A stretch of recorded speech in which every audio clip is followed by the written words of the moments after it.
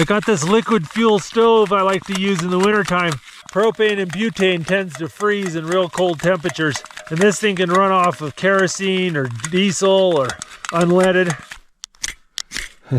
Gasoline doesn't want to start, it's so cold. There we go.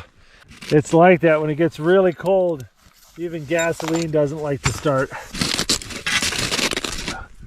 Oh, that feels good. I'm gonna melt some snow.